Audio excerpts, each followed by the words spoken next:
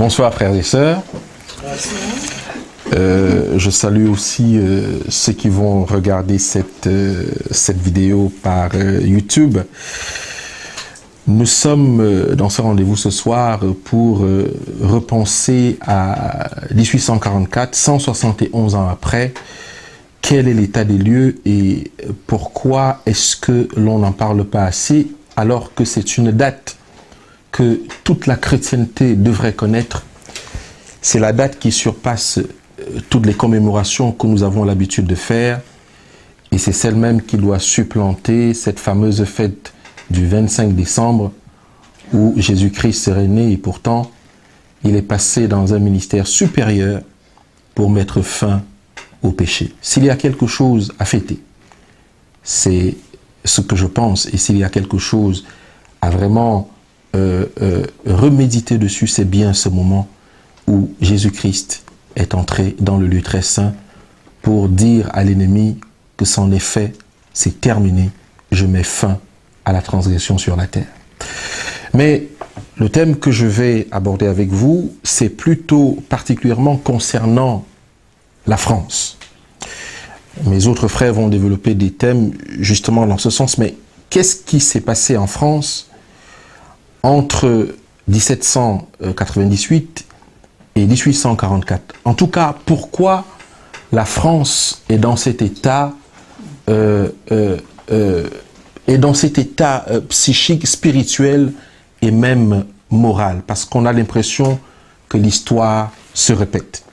La lecture de l'histoire nous apprend que lorsqu'il y a des lois humaines qui s'opposent à la loi de Dieu, contraignant la conscience et les libertés individuelles, et que cela produit la persécution, alors cela prédit un événement important dans le tournant de l'histoire de l'humanité. Les 1260 années de persécution avaient pour but et objectif pour l'ennemi d'empêcher la compréhension du plus grand nombre de l'entrée de Christ dans le lieu très saint et de rendre cette vérité inaccessible. La réforme a commencé par mettre cette vérité en place en vue de l'entrée de Jésus-Christ dans le lieu très saint. Mais l'ennemi a empêché cette vérité de grandir dans les cœurs et la France était un endroit approprié justement pour que cette vérité de la réforme puisse percer. Mais l'ennemi ayant vu ça, a commencé à mettre la persécution en place. Du coup, les hommes ont été tellement absorbés par cette affaire de persécution, d'ailleurs, qui a littéralement balayé la parole de Dieu, que quand cet événement est arrivé, il y avait très peu de personnes qui avaient l'attention braquée sur ce que le Sauveur allait faire. Alors, c'est dans cette histoire que j'aimerais qu'on revienne, et cela va nous dire pourquoi est-ce que la France se retrouve dans cette situation de baisse, d'athéisme et de rejet de la foi. Au XVIe siècle, une Bible ouverte à la main avait frappé la porte de tous les pays d'Europe. Certaines nations l'avaient accueillie comme une messagère céleste. D'autres, influencés par la papauté, lui avaient en grande partie fermé l'accès à leur territoire, qui resta ainsi presque totalement privé de la connaissance et de l'influence bienfaisante de la parole de Dieu. Parmi ces derniers, il faut ranger la France, où la lumière pénétra de bonne heure, où des siècles durant la vérité et l'erreur furent aux prises et où le mal finit par triompher et la lumière céleste par être bannie. La lumière étant venue dans le monde, comme la Bible dit, les hommes ont préféré les ténèbres et la lumière aussi. La nation française tout entière a-t-elle récolté les fruits de ses semailles, la puissance protectrice de l'Esprit de Dieu ayant cessé d'entourer ce peuple? Quand ces événements de la Révolution française ont commencé, nous avons assisté, en tout cas le monde, parce que je n'étais pas né à l'époque, le monde a assisté à une manifestation miniature, mais grandeur nature en même temps, de ce qui va se passer lorsque l'Esprit de Dieu va se retirer de la terre et lorsque l'Esprit de Dieu va se retirer de la terre, parce qu'on a vu le déferlement de tous les démons se concentrer sur la population française. Chaque personne qui était hors de la réforme a vu un démon rentrer en lui et ces gens sont devenus d'une cruauté incommensurable. Personne n'a été épargné. Et cela devrait nous dire quelque chose, c'est-à-dire que lorsque le Seigneur nous demande de nous préparer d'une certaine façon, c'est parce que lorsque les vents seront lâchés, ce qui veut dire littéralement que les démons vont prendre possession de chaque être humain qui n'est pas marqué du sceau de Dieu, il va se passer des choses que nous n'avons jamais vues. La Bible nous dit qu'à un certain moment, il y avait une famine en Égypte et des femmes mangeaient leurs enfants. Mais la Bible précise aussi que ça, c'est rien, puisque ça a déjà été vu. Ce sera ce qui n'a jamais été vu. Et la France, l'histoire de la France, nous rappelle cela. Donc, ils avaient méprisé le don de la grâce. Les ferments du mal sont parvenus à maturité. Et le monde a pu contempler les résultats auxquels on s'expose volontairement lorsqu'on ferme la porte au prince de la paix, à la pureté de la lumière de son évangile. La guerre faite à l'évangile sur le sol de la France atteignit son point culminant sur la Révolution. Cet effroyable bouleversement fut la conséquence naturelle de la suppression de la parole de Dieu. Aujourd'hui, même dans nos communautés, on se rend compte qu'on ne dénonce plus le péché. Et c'est une manière de supprimer la loi de Dieu. On ne dit plus ceci est mal, mais on dit plutôt Jésus vous aime. Mais Jésus ne vous aime pas dans sa loi. Jésus vous aime simplement comme vous êtes. Il est la démonstration la plus frappante que l'aboutissement auquel peut arriver une nation après plus d'un millénaire passé à l'école de Rome. Encore cette Rome. La suppression des saintes écritures durant la période de la suprématie papale avait été prédite par les prophéties et d'autre part par l'Apocalypse. Annoncer les terribles résultats qui auraient pour la France en particulier la domination de l'homme de péché. Les nations, le texte dit de Apocalypse 11 à partir du verset 2, les nations fouleront au pied la ville sainte pendant 42 mois, avait dit Jean, je donnerai à mes 2 témoins le pouvoir de prophétiser revêtus de sac pendant 1260 jours. Quand ils auront achevé leur témoignage, la bête qui monte de l'abîme fera la guerre, les vaincra et les tuera. Et leurs cadavres seront sur la place de la grande ville qui est appelée, dans un sens spirituel, Sodome et l'Égypte. Et nous allons voir que la France a regroupé ces 2 expressions. Même où leur Seigneur a été crucifié, à cause d'eux, je continue le texte Apocalypse, les habitants de la terre se réjouiront et seront dans l'allégresse et ils s'enverront des présents les uns aux autres parce que ces 2 prophètes ont tourmenté les habitants de la terre. Après les 3 jours et demi, un esprit de vie venant de Dieu entra en eux et ils se tinrent sur leurs pieds et une grande crainte s'empara de ceux qui les voyaient. Apocalypse 11, 2 à 11, je l'ai dit tout à l'heure. Le texte nous dit que la période des 42 mois et 1260 jours mentionnés dans ce passage sont un seul et même laps de temps, à savoir celui pendant lequel l'Église de Dieu devait être opprimée par l'Église de Rome. L'armée de Dieu devait être opprimée par l'armée de Rome. Les 1260 années de la suprématie papale commencèrent en 538, ça nous le savons, c'est l'histoire de notre ère, et devaient par conséquent se terminer en 1798. À cette dernière date, l'armée française entra dans Rome, s'empara du pape, le conduisit en exil à Valence, où il mourut. On ne tarda pas à élire un autre pape, mais la curie fut incapable de rétablir son ancienne puissance. On parle ici de la blessure mortelle, mais qui est en réalité qui a commencé par la réforme et qui s'est terminée par l'emprisonnement du pape. Cependant, la persécution des fidèles disciples du Sauveur ne dura pas jusqu'à la fin de la période des 1260 années. Dans sa miséricorde envers son peuple, Dieu abrégea la durée de cette cruelle épreuve en prédisant la grande affliction qui allait être le lot de son Église. Le Sauveur avait dit, et si les jours n'étaient pas abrégés, personne ne serait sauvé, mais à cause des élus, ces jours seront abrégés grâce à l'influence de la réforme. La persécution prit fin avant 1798. Je voudrais m'arrêter ici un instant. Le texte nous dit que, et si ces jours n'étaient abrégés, personne ne serait sauvé, mais à cause des élus, ces jours seront abrégés grâce à l'influence de la Réforme. La persécution prit fin avant 1798. Mes frères et sœurs, l'huile de réserve, l'huile additionnelle, l'huile des 5 vierges ne permet pas, c'est pas cette huile qui nous amène au scellement. Cette huile nous permet seulement d'être éclairés pour la suite. Si le texte nous dit que c'est grâce à la réforme que les souffrances ont été abrégées, dans la prophétie des 10 vierges, nous constatons qu'à un moment, l'huile de réserve leur permet d'aller jusqu'à la rencontre de l'époux. N'est-ce pas? Simplement d'éclairer le chemin jusqu'à la rencontre de l'époux. C'est ce que le texte est en train de nous dire.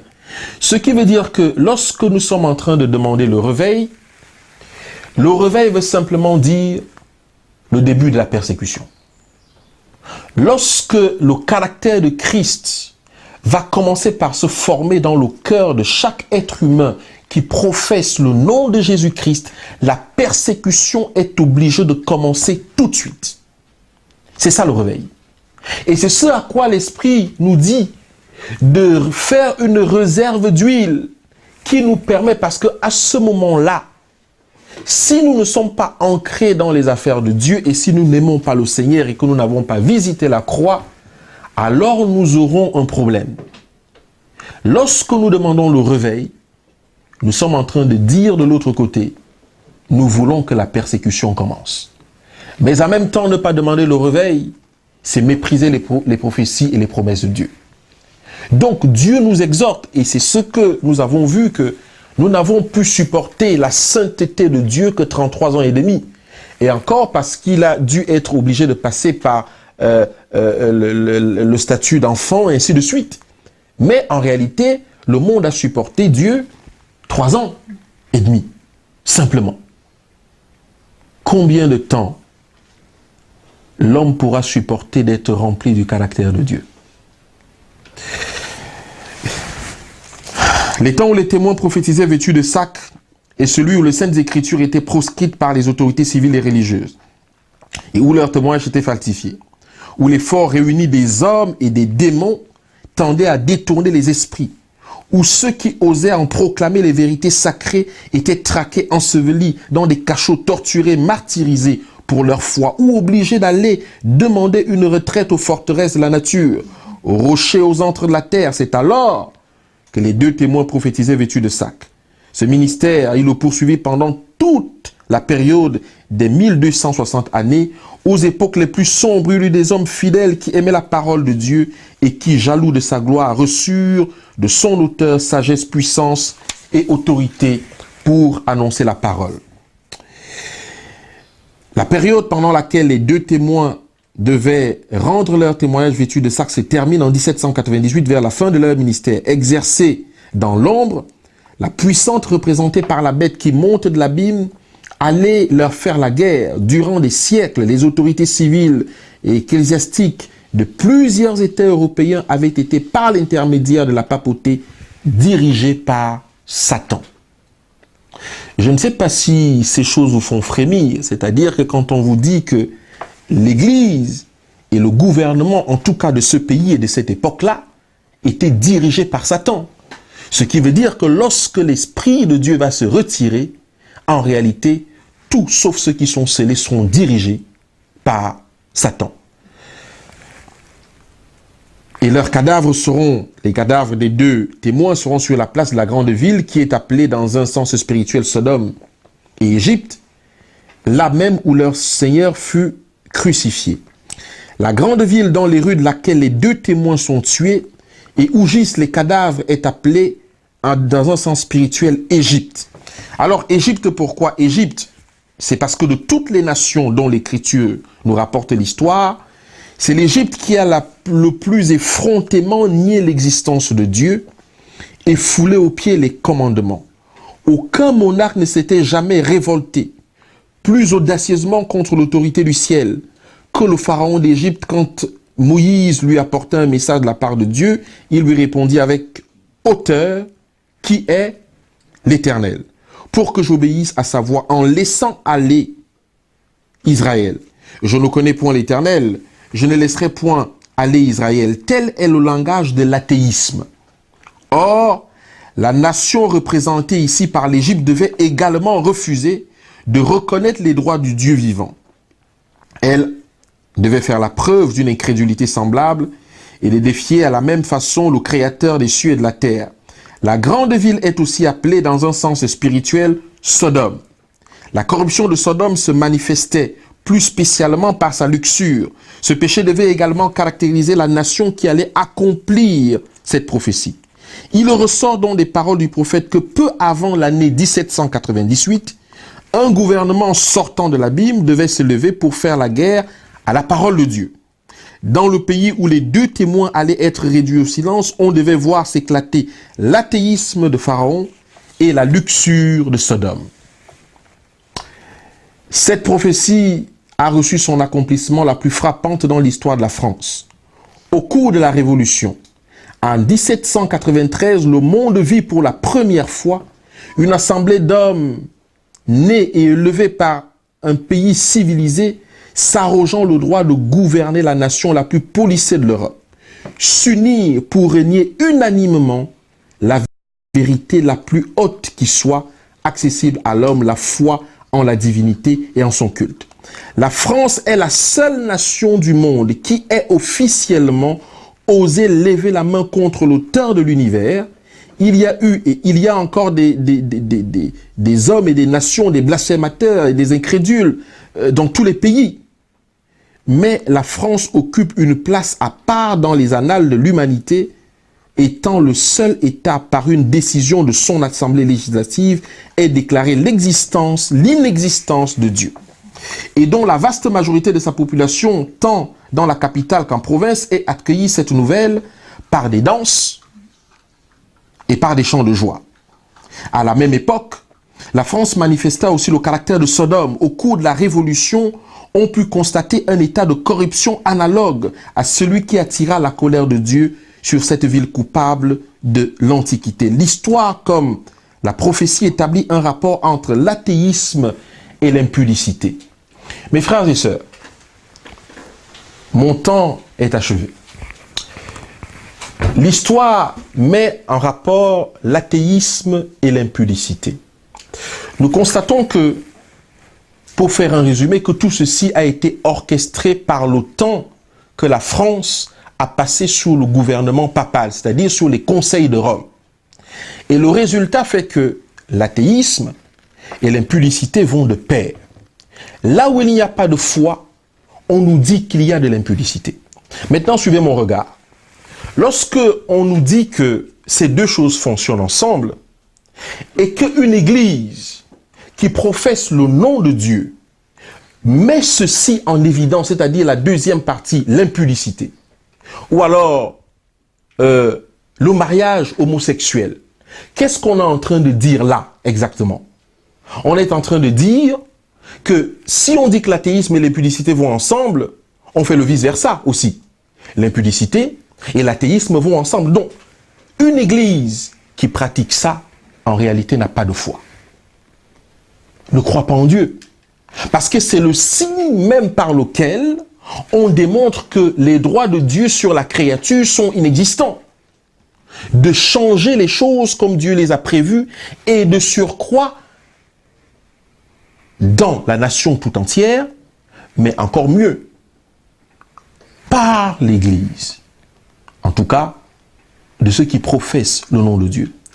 Il y a des conséquences désastreuses. La parole de Dieu nous dit que Sodome a été frappé et par Dieu lui-même. Je voudrais simplement clôturer parce que c'est nécessaire, il faut s'en tenir à la parole.